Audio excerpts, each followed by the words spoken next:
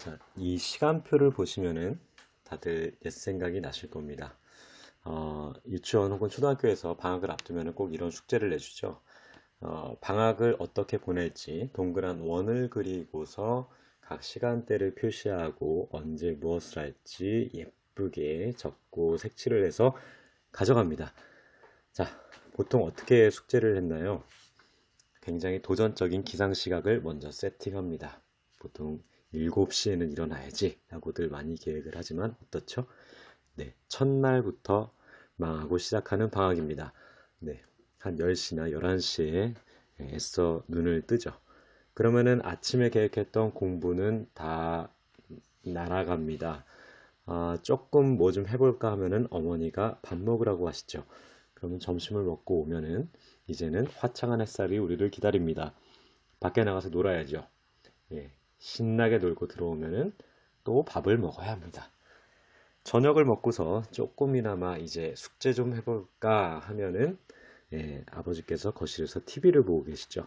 슬그머니 옆에 붙어서 TV를 보다 보면 하루가 다 저물고 일기라도 쓸까 하다가 그날의 날씨만 살짝 기입을 해놓고서 나중에 밀려 쓰는 네, 좌절의 사이클입니다.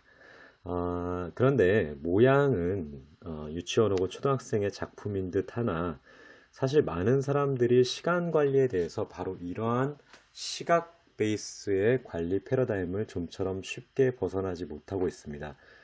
저는 이렇게 시간대별 관리를 하는, 즉 시각 베이스로 시간 관리를 하는 관리법을 타임 베이스드 시간 관리법이라고 보통 부르고요. 다른 말로는 좌절의 사이클이라고도 부릅니다. 오늘 저는 여러분께 시간 관리에 있어서 가장 강력한 패러다임의 변화를 요구하려고 합니다. 네, 바로 이 그림을 먼저 보시면 좋을 것 같아요. 우리가 보통 시간 관리라고 하다 보니까 어떤 이미지를 자연스럽게 떠올리게 되냐면요. 바로 시계를 떠올리게 됩니다. 그러다 보면 자연스럽게 몇 시부터 몇 시에 무엇을 할지 이런 식으로 계획을 많이 하게 되고요. 실제로 많은 도구들이 시각 베이스 관리를 유도합니다. 그런데 이 관리법의 가장 큰 문제점, 여러분도 경험해 봐서 아시겠지만 바로 이겁니다. A를 못하면 어떻게 되죠? 다음 순서에 있던 B에 A가 쌓입니다. 그럼 당연히 B도 시간이 모자라겠죠? A, B를 못합니다. 그러면 A, B가 C의 시간대로 넘어가서 A, B, C가 되면 역시 C도 못합니다. 계속해서 일이 밀리고 밀리다 보면 어떤 마음이 들죠? 네, 쫓깁니다. 쫓긴다. 내가 세운 계획에 굉장히 주도적으로 세운 계획 같았으나 수동적으로 쫓기는 이상한 상황이 발생합니다. 그런데 시각 베이스 시간관리법의 사실 더 큰 맹점, 두 번째 맹점을 지금 제가 알려드리려고 합니다. 대학교 강의실을 한번 상상해 보세요.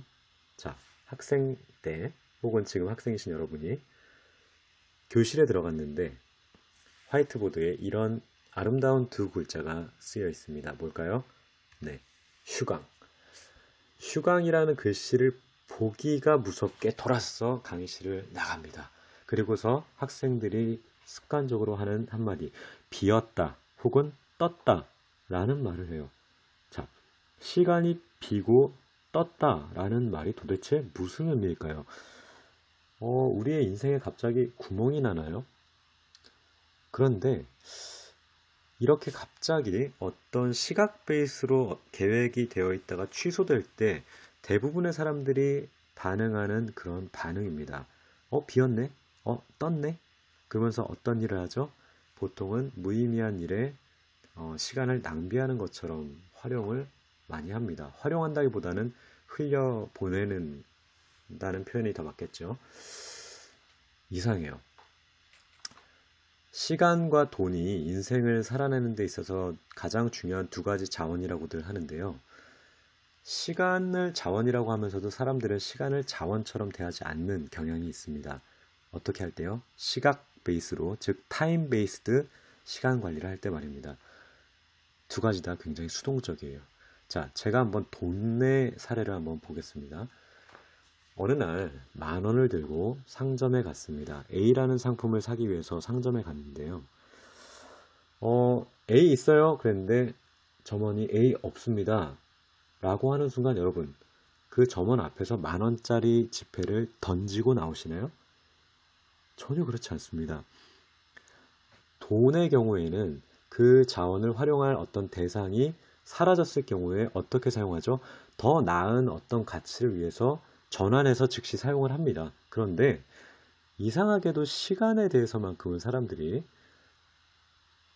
정해진 어떤 시각에, 즉 계획되었던 일이 갑자기 취소되거나 사라지고 뭔가 어떻게 될 경우에요. 어떤 마인드가 생기냐면 시간이 비었네. 자, 근데 이 시간이 비었다라는 표현이 뭐냐면요, 시간을 던져버리는 것과 같은 개념이에요. 즉 아까 살려고 했던 A라는 상품이 사라졌을 때 10,000원을 점원 앞에 던져버리고 나오는 것과 같은, 즉 자원을 버리는 것 같은 행동을 우리는 시간에 대해서는 굉장히 자주 하고 있다는 사실입니다. 타임 베이스 시간 관리, 즉 몇 시부터 몇 시를 적어가면서 하는 그런 베이스의 시간 관리는요, 두 가지 맹점이 있습니다. 첫 번째, 계속해서 쫓깁니다. 자기가 계획하는 주도적인 입장이었는데 갑자기 그 계획에 의해서 자신이 쫓기는 수동적인 입장이 되고요. 두 번째, 가치 있게 사용해야 되는 자원임에도 불구하고 비었다, 떴다라는 표현을 하면서 굉장히 날려버려도 되는 것 같은, 즉 수동적인 인생관을 우리에게 타임 베이스 양식들은 주게 되는 겁니다. 참 신기하죠? 우리가 어떤 양식을 사용하느냐가 굉장히 중요한 것이 뭐냐면요, 그 양식이 우리가 어떻게 사고하느냐를 때로는 좌우할 수 있다는 것입니다. 자, 저는 여러분께 이제 타임 베이스를 벗어나서 완전히 과업 베이스, 다른 말로는 미션 베이스로 패러다임을 전환하시라고 말씀드리고 싶습니다. 과업 베이스라는 게 도대체 그 실체가 뭐냐라고 했을 때 바로 이런 표현을 이제 제가 보여드리고 싶은데요. 과거에는 몇 시부터 몇 시는 A, 몇 시부터 몇 시는 B, 몇 시부터 몇 시는 C라고 표시를 하고 관리를 해왔다면, 이제 저는 그 모든 시간 표시들을 없애고요, 오로지 체크박스만 남깁니다. 그리고 단순히 순서 관리를 할 뿐입니다. 네, 이것의 자세한 스킬은 제가 계속해서 설명을 드리겠습니다. 자, 키보드에 체크박스가 있는 나라. 이거는 제가 잠시 좋은 시간관리 도구의 조건이라는 주제로 좀 더 얘기를 좀 해보려고 하는데요. 제가 시각 표시를 없애고 체크박스로 다 대체를 한다고 했는데, 저는 좋은 시간관리 도구의 조건은 그 도구 자체를 사용하는데 너무 많은 시간이 들어가면 안 된다라는 분명한 기준을 여러분께 드리고 싶습니다. 만약에 여러분이 사용하시는 시간관리 도구가 그 도구를 작성하는데 너무 많은 에너지와 시간을, 즉 하루 24시간을 살기 위해서 계획을 하는데 그 계획하는 것 자체에 30분 혹은 1시간, 그리고 살아내고 나서 그것을 또 피드백하고 분석하는데 또 많은 시간을 들이게 한다. 그러면 그것은 어쩌면 좋은 도구가 아닐 수도 있습니다. 대부분 좋은 자전거라고 할 경우에 어떤 자전거가 좋은 자전거죠? 네, 바로 가벼운 자전거가 더 비싼 자전거인 경우가 많습니다. 자, 시간 관리 도구라고 할 때 이 도구 자체도 굉장히 경량화되고 그것이 움직이는 방식이 굉장히 가벼워야 되거든요. 그런데 제가 지금 여기서 왜 그 얘기를 하냐면, 바로 우리나라의 말에는 미음이 있죠. 미음이 체크박스랑 굉장히 닮아 있습니다. 그래서 제가 스피디테일에서 체크박스를 쓸 때는 철저하게 기호에 있는 네모를 쓰는 것이 아니라 미음을 쓴다 라는 원칙을 지금 먼저 공개를 해 드립니다. 저는 이 미음이 너무 좋아서 매직 미음이라고까지 부릅니다. 세종대왕님께 참 감사한 일이죠. 자, 이제 그 과업 베이스로 넘어간다는 것이 얼마나 우리 삶에 역동을 가져오는지 단순한 예를 가지고 한번 말씀드려 볼게요.